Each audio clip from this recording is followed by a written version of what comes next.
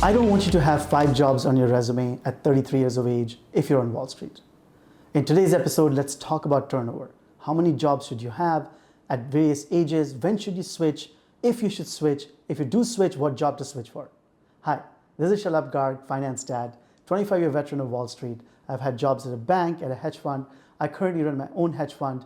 And in today's episode, I want to cover an important career management technique, which is to manage your job process, how to change, when to change, and what to change for. It is so important, I cannot begin to tell you. First of all, what is turnover?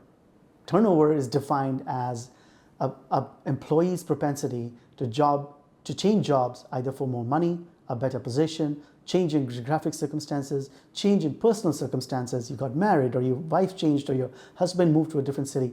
What are those circumstances that such turnover should be accommodated, whether you should have turnover, and what kind of people succeed on Wall Street from a vantage point of turnover? In my experience, it is in a 25-year career, it is really important to have 10 years of it at one place. 10 years of it where you rose from rank to rank to rank to prove to your peers and the community of Wall Street that you have the ability to grow the business or grow with the business. The more jobs you will have on your resume, the more easily you will plateau out on Wall Street. Now, in today's digital world, I know what you're thinking. In software, people are changing jobs every year, every 2 years, every 3 years. I'm not going to comment on that. I'm not in software. I'm not in tech. I don't know, and it is quite possible that as a software engineer or as an entrepreneur, these rules don't apply. My suggestions and comments are specific to a career on Wall Street, at a bank, at a hedge fund, or in private equity. And I promise you, there, the rules have not changed. If you have moved to Goldman Sachs, to Morgan Stanley, or from one hedge fund to another 5 times over the last 10 years, the chances are the 6th time over jobs are not going to come your way. Or when they do come your way, people will ask 10 different questions as to the reasons. And by the way, saying to that I had a bad boss in my first job, I had a horrible colleague in my second job, I had a really, really tough circumstance in my third one, and you know what, my wife got pregnant and we had to change states in the fourth one. One excuse may work, but excuse after excuse after excuse as to why you're changing jobs, they ain't going to work. You will find yourself in a situation at 35 where nobody wants to hire you because you've just had too many jobs on your resume. Rule of thumb, if your resume is starting to exceed 1 page and you cannot fit in more employers because you've changed jobs so much, you are in a problem. So what are the ways to change jobs? When should you change it and when should you not change it? The worst thing to switch a job for is 20% more salary or 20% more total compensation, including bonus, for the same level of position. As an example, you're an associate or a vice president at a private equity, a hedge fund, or a bank. Another hedge fund or a private equity comes your way and says, you know what, same level, same position, I'm going to bring you in for 20% more. And you're thinking to yourself, you know, I was making a few $100,000, now I'm going to pay 20, that's a lot of money. Why should I not change? The most horrible way to change. Because you know what, in your current employer, you'll probably get there anyway. And you didn't gain anything. All you did is change the job for the same position with a slightly more income, with no change in responsibility and no change in functionality. The worst way to change. Another example of changing poorly, you're managing a certain amount of capital at a hedge fund. Another hedge fund comes in, says, I'll pay you instead of 15% of your total payout, 17% of total payout. Another horrible way to change. Because not anything material changed. It's just a change that's a lateral change. Lateral changes are the worst changes. The best changes, you would ask me as a result, what are the best changes? Best changes are very much bigger responsibility. Even if compensation hasn't grown that much. You were a vice president, you're being hired as a managing director. You were running a group of desks, now you're going to run materially a division or even a bigger desk at a private equity firm or a hedge fund. Those are good changes where you're materially changing your responsibility.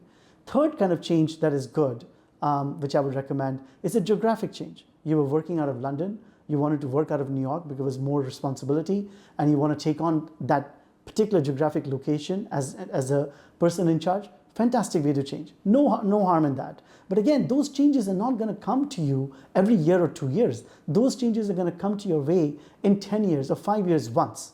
So again, I go back to my original point.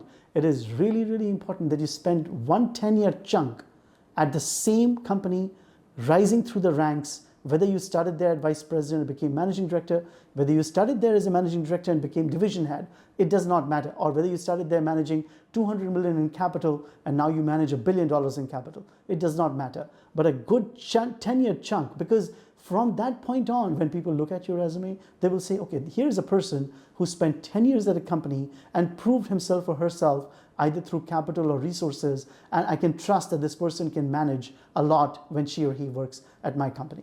Another question you will have, what is the right age or the level to change jobs? Is it when I'm associate, when I'm young? Is it when I'm mid-career? I've had 5 or 7 years at the same firm. Or is it when I'm very senior?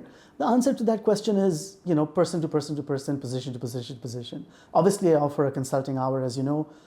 Information is right below on the box. I'm very happy to talk to you about tailoring your career changes and your resume as to what the next big job or the next job change for you may be appropriate or may not be appropriate. So don't hesitate to reach out to me. But with that said, coming back to the more generic question of what is the right age or the right level in the position to change, I would say always leave at the up. What do I mean by that? At the highest level of performance at your current employer. If you're associate, leave when you're at a 5.0 in all the feedback that you're getting from everyone around you in your 360 reviews. Leave when everybody wants you not to leave, not when everybody wants you to leave. That is the worst time to leave. Leave on the up and up and up. So this is now agnostic with respect to seniority. If you're a mid-career professional, again, leave when everybody wants you not to leave, when you're just at the absolute tippy top of your performance at your current employer. That is a great time to leave. Why? Because when you leave then, you will leave with a very, very good relationship with your existing employer. Everyone that you've worked with will have good things to say about you. Everyone that is above you or below you will see you well. And the word that will spread on the street is that here is a person that nobody wanted to leave. They did everything possible to keep this person, and she left because the next step was the right step for her. Same when you're a managing director or a senior professional. Leave when your performance is at the top, not at the bottom. If you're down money at a hedge fund, down 8 to 10%, or down, and you're trying to struggle to make the drawdown back before you can get paid, spend the time at the employer to make it back. You have no idea how much a new employer will value that you stayed with your previous employer to recover the loss before you left. Don't leave in a drawdown thinking that I'm not going to get paid here anyway because I'm in a drawdown. Let me join a new employer, make the money there, and then get paid on it. It may feel good in the moment off, but I promise you in a longer term career, the word will spread around that here's a person who runs away from losses, cannot be trusted, cannot be thought of as someone who will stay and stick and help the employer recover the losses that she or he created at that employer. So the common answer is not the age or the level. The common answer is up and up and up. Be at the absolute tippy top of your performance, or as good a performance you can put up before you choose to leave. And you know what? When the employer is at tippy top and you are at tippy top, that's a great time to leave, because the compensation or the opportunity that will come your way elsewhere will be really, really strong, because you are at the tippy top. You don't have to leave. So what you're leaving with is clearly the absolute best opportunity for you at the time. And this is level agnostic. Associate, mid-career, senior professional, leave at the top. Also, leave at the top. Don't just stay at the top, because when you're at the top at your current employer and you find yourself plateauing at the top, that is a reason to worry, not a reason to rejoice. Because now you're at the top, employer is at the top, only bad things can happen from there. Why not leave? It's a great time to leave. Leave for someone who can use that expertise that you've built, and you can rebuild and participate either as equity or as ownership in that new employer. That's a great time to leave. Okay, so we talked about so far the idea of turnover, things that you should not do, things you should do, what level to change. The next question, next obvious one is what to switch for. Let's say you are at the tippy top of your current performance at your current employer, either as a starting out employee, mid-career, or an advanced one. What should you be switching for? My advice for all three is the same one. Switch where you think you can have the most impact at. Not switch for where you think everything is already established and it will put you in a comfortable situation. So wherever you may be. Now, if you want to brand up, I can understand the logic behind that. Let's say you're at a brand name where you're doing very well, but a much, much bigger brand comes your way and you want to switch up for a much higher quality organization. I can get that point. I see that there is value in doing that. I'm not going to stand against it. But it is still not the best switch that you can have. To me, the absolute best switch that you can have is one where you can have the most impact. Where can you have the most impact? Focus on ownership. Anything that lets you own even something small, either equity-wise or your own P&L or what you get paid for, you get paid a percentage or a commission, anything that gives you ownership is very, very valuable. At a hedge fund, that may mean running a bigger book. At a bank, it may mean running a desk, but some kind of a soft commitment to how much you get paid out of the clients that you generate.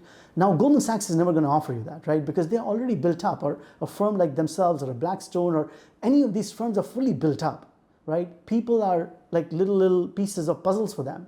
People who can just fill a seat, and just being in that seat is very valuable. So just always running after the biggest brands has value, as I already acknowledged, but the best value is where you can own something. Because when you own something, you can book it, you can crystallize it in form of your own brand name. So what I'm getting to is that over time, you want to build your own brand name.